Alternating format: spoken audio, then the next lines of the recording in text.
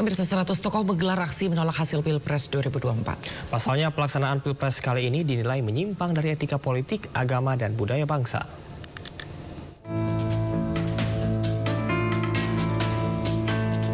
Menilai terjadi kecurangan secara terstruktur, sistematis, dan masif. 100 tokoh menyatakan penolakan terhadap hasil Pilpres 2024. Pembacaan atas sikap penolakan para tokoh tersebut dibacakan mantan Ketua Umum PP Muhammadiyah Din Syamsuddin. Kami dengan penuh keyakinan dan kesadaran menilai bahwa Pilpres 2024 curang secara sistematis, secara terstruktur, sistematis, dan masif, bahkan disengaja. Maka oleh karena itu, tolong diperhatikan posisi dari kali ini, mendesak dilakukannya audit forensik terhadap ID KPU. Ini sudah pikiran banyak orang juga. Maka kita akan saling bekerja sama mendorong adanya audit forensik, dan kami menyiapkan ahli, terutama untuk membuktikan sebuah penghinaan terhadap negara, yaitu adanya server di luar negeri, tempatnya di Singapura. Yang kedua, pengenaan sanksi hukum dan etik atas mereka yang melakukan pelanggaran.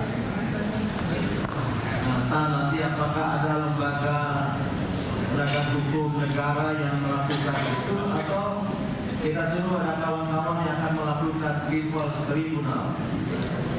Yang ketiga, nah ini agak tenahan, mohon maaf, di antara kami belum ada kesepakatan karena ada beberapa pikiran. Tadi banyak didengar call-nya tinggi agar dilakukan pemilu Pilpres ulang secara menyeluruh dari awal. Ada juga yang tidak setuju, karena boleh jadi hal demikian menguntungkan pihak tertentu. Maka posisi dari pernyataan ini, pemulangan penghitungan suara berdasarkan hasil pemungutan suara di TPS sampai kepada K1 yang telah diverifikasi keabsahannya.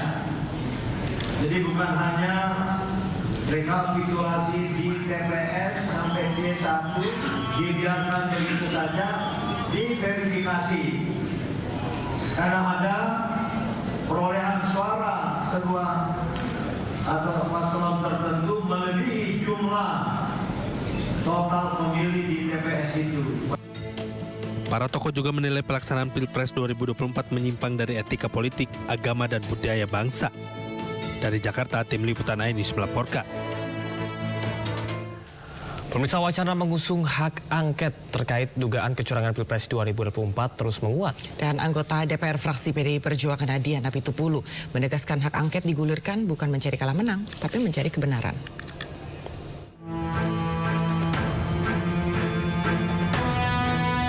Capres nomor urut 3 Ganjar Pranowo mendorong partai pengusungnya menggulirkan hak angket di DPR terkait dugaan kecurangan Pilpres 2024. Dugaan kecurangan pada Pilpres 2024 mesti disikapi.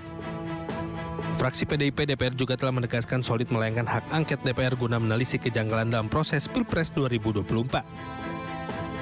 Anggota DPR fraksi PD Perjuangan yang juga Wakil Deputi Kinetik Teritorial TPN Adian Apitupulu juga menyatakan partai-partai pengusung pasangan nomor urut 3 Ganjar Mahfud dan nomor urut 1 Anies Muhaimin akan solid mengusung hak angket. Selain itu, Adian juga menegaskan hak angket digulirkan bukan mencari kalah menang, tapi mencari kebenaran. Pak Ganjar, Pak Anies sudah sepakat untuk mengajukan hak angket beserta dengan partai-partai pendukungnya. Ya kita lihat saja di parlemen proses politiknya. Soal hak angket itu Bang, kalau dari fraksi PDI sendiri gimana sih? Menurut saya ketika Ketua Umum perintahkan kita pasti solid. Partai-partai koalisi Pak Ganjar juga pasti solid karena sudah ada pembicaraan kok.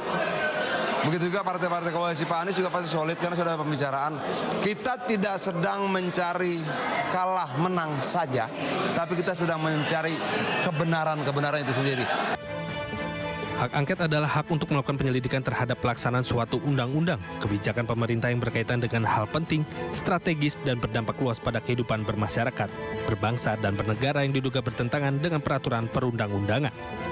Dari Jakarta, Anggita Maura, Ahmad Putra, Ainis melaporkan.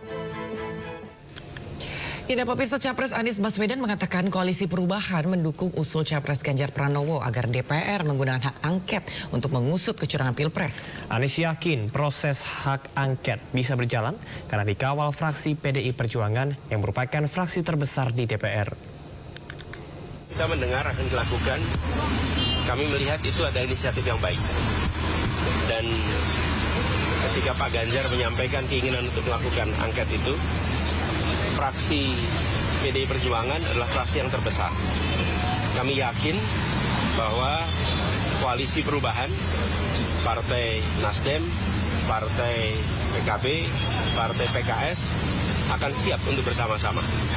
Jadi siap, saya memandang dengan adanya inisiatif angket, proses di DPR bisa berjalan.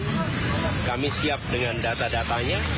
Dan di bawah kepemimpinan fraksi terbesar, maka proses DPR bisa berjalan. Saya yakin Partai Koalisi Perubahan siap untuk menjadi bagian dari itu. Sementara itu, Persatuan Tunanetra Indonesia Provinsi DKI Jakarta menerima aduan terkait proses pencoblosan di TPS di sejumlah wilayah Jakarta yang tidak ramah terhadap disabilitas. Aduan termasuk tidak adanya template alat bantu braille.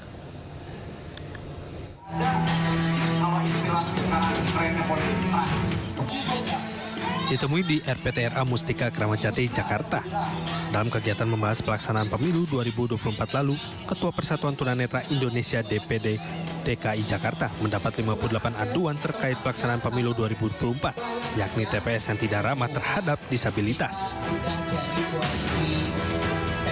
58 aduan tersebut terbagi dari 17 aduan wilayah Jakarta Timur, 10 aduan dari Jakarta Selatan, 5 aduan dari Jakarta Pusat, 11 aduan dari Jakarta Utara, dan 15 aduan dari wilayah Jakarta Barat. Mayoritas aduan yang diterima yakni tidak adanya template atau alat bantu braille untuk membantu tunanetra mencoblos di TPS. Tak hanya itu, aduan lainnya yakni banyaknya tunanetra yang dilarang oleh KPPS untuk membawa pendamping orang terdekat seperti keluarga ke bilik suara.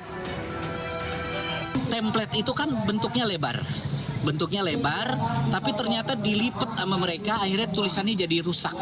Nah, akhirnya ketika ada di TPS, itu ada pun, itu kualitas bacaannya sudah terhapus. Karena tertindih-tindih, karena dia tidak tahu cara menaruh tulisan braille. Aduan tersebut masih sementara dan pihaknya menilai akan kembali menerima aduan lainnya. Mereka berharap agar penyelenggara pemilu selanjutnya dapat diperbaiki. Dari Jakarta, Rio Manik, Ainis melaporkan.